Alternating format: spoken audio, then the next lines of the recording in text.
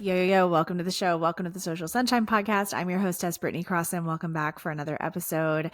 Whether you're listening or maybe you're watching on YouTube, I am so happy that you're here, and especially today, because if you need to be inspired, you are in the right place, my friend.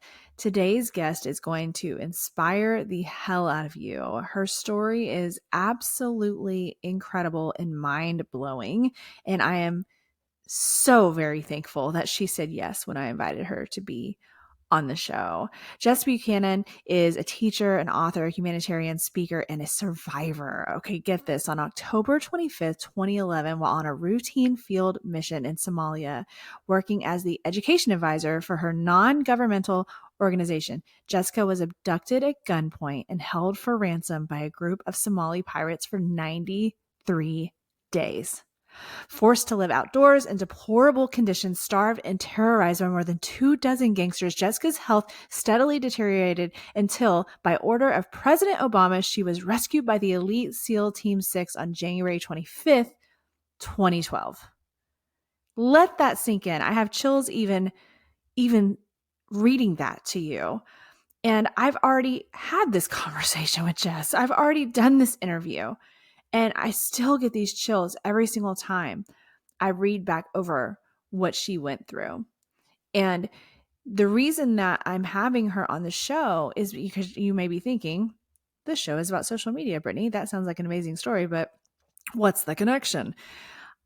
I am really enjoying telling stories of social media creators. And Jess is now a social media creator because she has decided to share her story and her message on social media so that she can help other people now.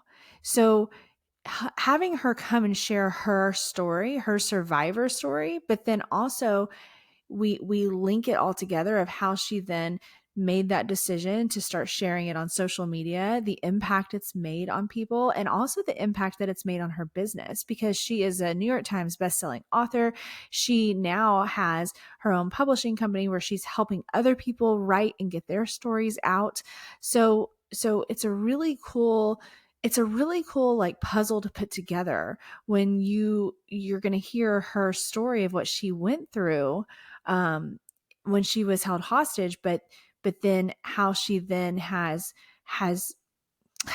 turned that pain into power, use it as fuel. Those may be kind of cheesy sayings, but it's true. It's what she's done. And you know how deeply passionate I feel about the power of social media and how we can change the world if we use it. And that's exactly what she's doing. She's changing the world and she's helping people by sharing her message on social media. And she doesn't have to do it. And she's chosen to do it. And it's really respectable. And it's really, really just exciting to watch her do this. So I know that you're going to get so much out of hearing Jess' story and hearing how she put the pieces together to be able to then share on social media and how it's impacting her life and her business. I'm so excited for you to hear this conversation coming up with the incredible Jess Buchanan. Jess Buchanan, welcome to the Social Sunshine Podcast. Thank you. I'm so happy to be here. So fun. Thank you for doing this. I met you on social media, which is where I meet all the best people. So It's a it's really great place to hang out, isn't it? yeah, it really is. And I think that after a while you kind of get a groove and you start attracting the kind of people somehow in some sort of magical algorithm way. And Yeah. that's how we met. That's how we found each other. And then Well, I actually haven't told you this, but my girlfriend, I don't remember when it was, she was talking to me. I guess maybe we were talking about social media, and she's like not on like social media at all. She's like a lawyer for the government. And she follows you.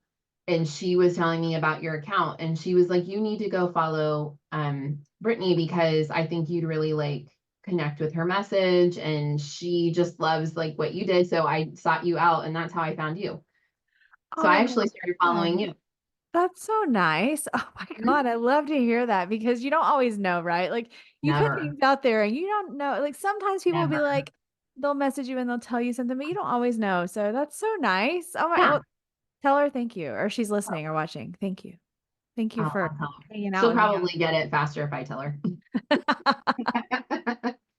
Well, that's awesome. Well, when I saw what your story is and what you're doing, what that was a while back, and then how it's gone, and then just everything that you're doing in your business and all this stuff, I was like, whoa, this gal is fascinating and I need to be her friend immediately. So I'm really thankful you took the time to do this as well because I want everybody to hear. I was telling you earlier that this show focuses on social media, but especially whenever I get to interview somebody cool like you, like how you're using social to amplify your voice in whatever your story is and whatever you're trying to do for the world or your community, right? And you're clearly doing that on social, but I want to rewind and go just to your story Mhm. and share with everybody the story of what happened to you in 2011, please. I know you probably told it 478 times. Well, So let's that's do it again. okay. Yeah, yeah, exactly. I can hit the high notes and the low notes. Yeah, so I'm actually a teacher by profession, and so I've always taken the scenic route in life, I would like to say. I just kind of do things my own way and at my own pace, and it took me a while to get through college, or like 5 of them that I went to, and finally got out with a degree in education and decided like all the schools that my contemporaries were going to student teach at and to teach at just didn't cut it for me. It just seemed kind of boring. So I thought, hey, let's go to Africa. And so I was the first student actually at my college to map out a way to get my student teaching credentials in an international school. And so, because when I went, I remember going to my professor, and he was like, "This has never been done before," and that was like, well, I mean, I guess maybe that's the kind of philosophy or just energy that guides people like us through life. Just because it's never been done before doesn't mean it can't be done. So we figured it out, and I got a student teaching position in Nairobi, Kenya at an international school. Loved it. It was so awesome. And they offered me a job, and so I took it and started out teaching fourth grade.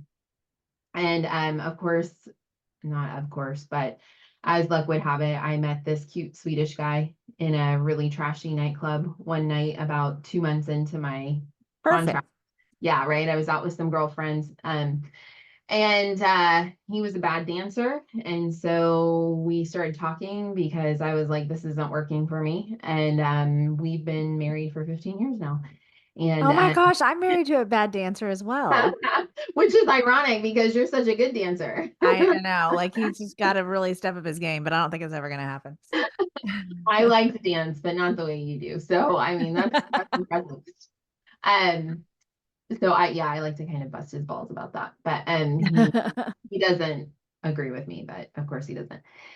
So he is what the equivalent of a human rights lawyer. And so he was working in Somalia and other places in East Africa. And we got married, and I actually quit my teaching position and moved up to northern Somalia, or what they call Somaliland, at the time with him, and thought, we didn't want to have a long distance marriage. And again, I'm like, I'm a teacher. Like, we always land on our feet. There's always work to do wherever you go. And so, sure enough, I started like consulting for the UN and working for the Ministry of Education for Somalia. And my emphasis was in curriculum development. So like writing curriculum for this new country, like it was amazing. And so then I landed in this full-time position for a Danish organization called the Danish Demining Group, and they were or are the mine action unit of the Danish Refugee Council. So like the equivalent of like Save the Children or something that maybe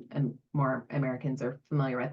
So big organization. And what I did was basically use my teaching expertise and applied it to more technical information around firearm safety education, mine risk education, and conflict management education. And so I traveled around all of East Africa, actually, South Sudan, Northern Uganda, Kenya, Rwanda, all over the place, training our staff that they would go into villages and work with kids and non-literate people groups and really help them understand the dangers of leftover landmines and unexploded ordnances that had been left over. A lot of these communities were like 5, maybe 10 years post-Civil War, but there were still explosives like littering their communities because they weren't necessarily like easy to get into to clear, or maybe they weren't safe because of conflict and whatnot. So it felt like I'd kind of hit the jackpot in terms of like purposeful, meaningful work, again, going from being not just because like teachers are gods, they're doing God's work as far as I'm concerned. There's a reason why I don't teach in the classroom anymore because it's really, really hard. But like, landing this job where I'm doing something that feels like immediate and it, we're not like handing out medical care or like handing out food, but sometimes we were. And so it just felt like this is what I'm supposed to do. And so I did that for a couple of years until October 2011. I was called upon to go down south to southern Galkayo, which is like a little bit north of Mogadishu, which is what people see on the news. Like if you see anything in reference to Somalia, it's probably about Mogadishu. Okay. To do a training, and I just didn't feel good about it. Like I just had this gut feeling, right? And so I canceled it twice actually. And then the third time it was rescheduled, and I called my colleague, a Danish guy named Paul, and I said, yeah, I still just like have like this weird feeling and I just don't want to come down. And he was like, basically, get it together. Like, if you're not going to do your job, we'll find somebody who will. Like, people are like waiting in line for your position. I'm going to report you to our supervisor, blah, blah, blah.